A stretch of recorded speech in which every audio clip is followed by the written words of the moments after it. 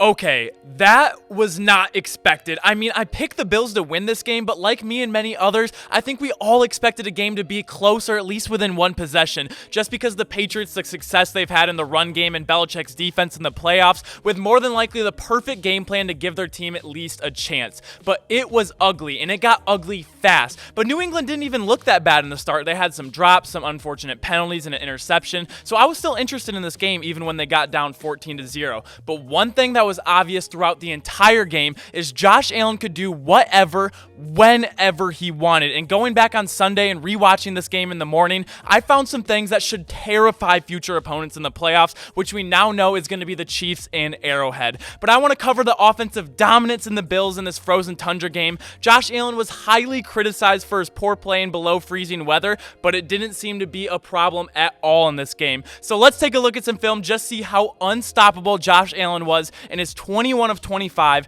308-yard, 5 touchdown, 0 interception performance, where he scored 7 touchdowns on 7 straight possessions. There's a lot to get into, so let's get into the film.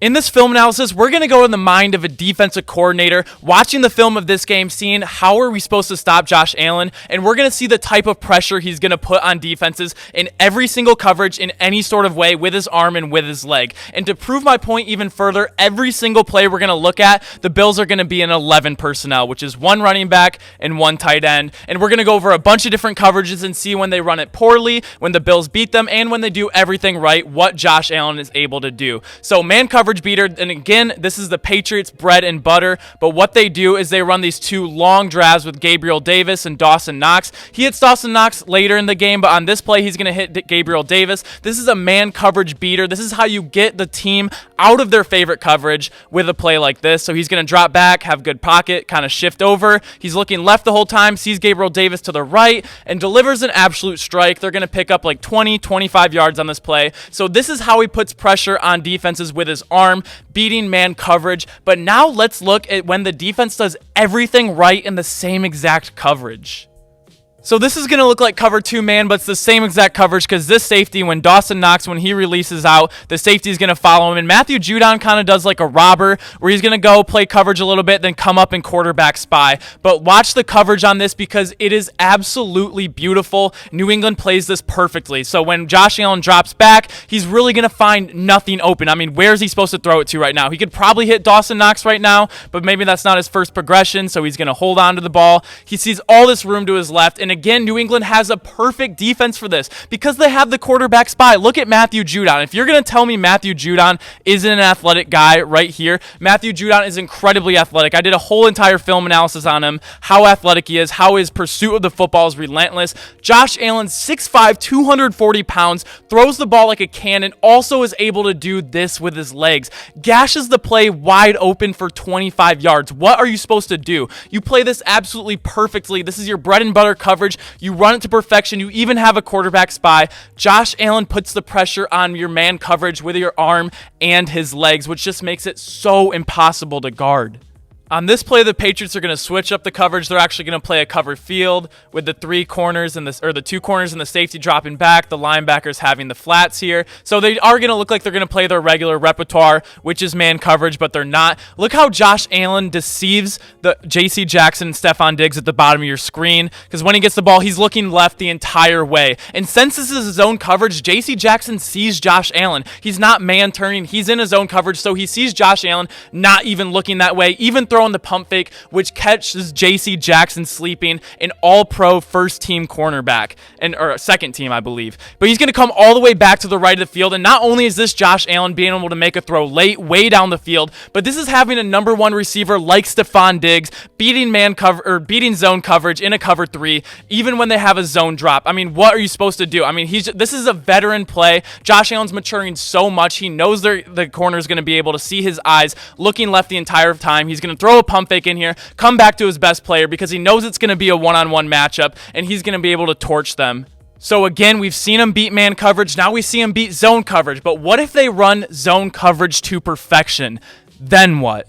I'm going to take this back. It's not as much as a zone coverage as it is like a robber cover one look, but this is going to be in the red zone. I'm going to watch this play, but watch Josh Allen on this. First, we're going to watch this a few times. The first time we're going to watch Josh Allen on this play. So he's going to get the ball, set back in the pocket, stop, and then he's going to see room to his right, so he's going to move out there. And then what I love, he doesn't just scramble all the way to the right and look to run. He rolls out to the right, and then he's going to set back up, which I absolutely love. He could have hit this corner route maybe, but he sees the cornerback dropping, so he doesn't like the look, sets back up, doesn't like it again, so he's going to keep rolling out to his right, make a tackler miss, throw it to the back of the end zone to Dawson Knox in the back. But what is incredibly impressive on this play, and we're looking through the eyes of a defensive coordinator watching this. I'm going to show you the screenshot from the game. Look at the time of the clock when this ball was snapped. Now look at the time of the clock when this ball was caught in the end zone. We're going to do some quick math here. That is an 11-second difference. Are you telling your DBs that you have to guard your player for 11 seconds on any given play, especially when you're down towards the red zone? That is going to be impossible to stop. I mean, Josh Allen is putting pressure on with his legs, running the ball down the field, throwing the ball down the field, and extending the plays to 11 seconds, making the people have to cover all this time, and is able to make these ridiculous throws in the back of the end zone.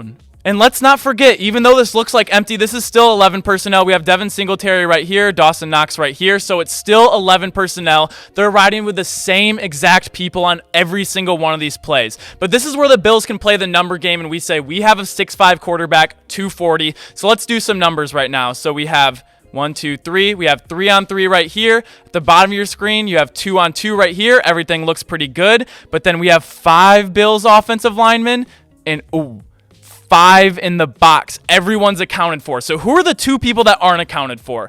Well, number 1, we have Josh Allen right here, and we have 2, the safety as well. So these are the only 2 unaccounted people for.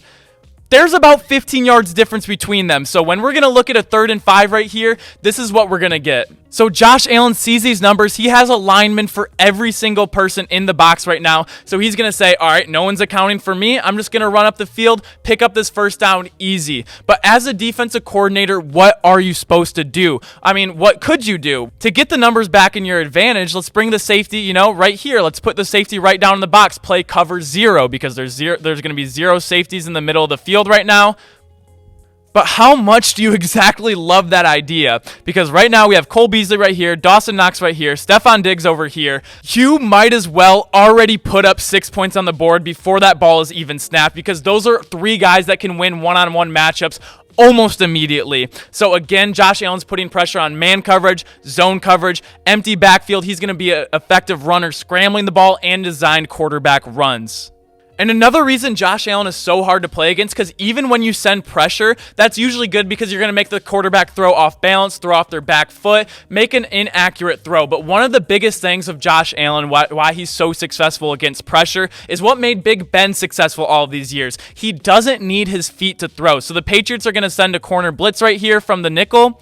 The blitz is going to come in. He's looking all around. They're going to play zone on the back end. Nothing's really open. Pump fake. Look at everything closing around him. He does not have his feet at all. This is all arm. And look at just little sidearm, 3/4 flick it. And it's a missile to Cole Beasley right here. And that's not going to be the most wide open throw. If Kyle Van Noy was playing that a little bit better, if he was collapsing more in, but if not, he can just flip it out to Dawson Knox. But again, pocket collapsing around him, you send pressure, he doesn't need his feet to throw. And that's what makes him so elite. And that's why running cover 0 and just sending a bunch of pressure isn't going to do much at all, because he doesn't need his feet to throw in the pocket. And this is where we really see Josh Allen maturing. We see Brian Daboll as an offensive coordinator really helping him out. And this is what allows him to have more touchdown passes, 5, than he did incompletions in this game with 4. They're really using Isaiah McKenzie in a big way. They're using him out of the backfield in motion. He is their speedster. And this is going to be a quick, easy read for Josh Allen. And this was not the plays he was making in his rookie year, but he was able to read the defense. They're going to do this. They're going to see no one following him, so it's not man coverage. He knows it's going to be zone right away. So as soon as as he realizes it's zone, just flip it out to your speedster, because that's going to be a zone coverage. You're going to get a one-on-one matchup out here. He's just going to be too fast for Devin McCourty. He's going to get the edge and bust open for a 19-yard gain. And they are able to run the ball just as effectively as they were able to throw the ball this game. Devin Singletary had 16 rushes for 81 yards, 5.1 rushes per attempt. Josh Allen was 6 for 66, which is 11 yards per carry. Isaiah McKenzie, 3 for 29, 9.7. So when you have the pressure of this Bills offense, Josh Allen's throwing ability, being able to beat man coverage, zone coverage, when you do everything right, he can beat you with his legs. He can beat you with his legs when he gives you the numbers. And then having a dominant offensive run game where you're averaging like 7-8 yards a carry, what are you supposed to do against this Bills team? And we're going to see just how explosive Josh Allen's arm is. So this is going to be zone coverage. So J.C. Jackson, Stephon Diggs, they're actually going to be man-to-man right here. But everyone else is dropping into their zones. And so Josh Allen's first read, I guarantee you, is not this. Because we have Emmanuel Sanders on a streak right here going up the field. But look at this. There's like an 8-yard gap between them right now. 7-8 yards. This is not Josh Allen's first read. But he has the arm talent to be able to drop back, go through his progressions, find him late in the play, drop back, he's looking, 1, 2, 3, turns. Last second, he sees him step for step from him. He's going to unload it right now. Quarterbacks do not have the arm to make this throw, to put it 55, 60 yards in the back of the end zone on the last second, pretty much off your back foot to do this. This is absolutely ridiculous to throw a streak in on your side of the field as like your third or fourth progression and still be able to beat it. That is unbelievable. So again, offensive, defensive coordinators, you're worried about man, you're worried about zone, you're worried about QB spies, you're worried about Devin Singletary, Isaiah McKenzie. But what about just a quarterback power? You're going to pull your guard, pull your tackle, get out to the edge, and pick up an easy 3rd and 3. This is the pressure that he was putting on the Patriots all night, and it just makes me question why you're able to lose to a team like Jacksonville. But I see when you're able to be in 11 personnel, which I'm telling you guys, every single play I've shown you so far has been in 11 personnel, to give the same look or the same personnel and be able to be this diverse in your running and your passing game is why Josh Allen has become almost unstoppable in his first playoff game this season. So yeah, I know we all watched the game against the Patriots and the Bills and we were like, wow, that was really impressive. That was dominant from beginning to end. But I hope you start to see exactly why it was so dominant, or why defensive coordinators are having such a nightmarish time being able to stop Josh Allen. And again, I'm not going to go over to what I think in the Bills-Chiefs game because I'm going to cover that later in the week. But I really hope you guys enjoyed this. The way they're able to ground and pound the ball.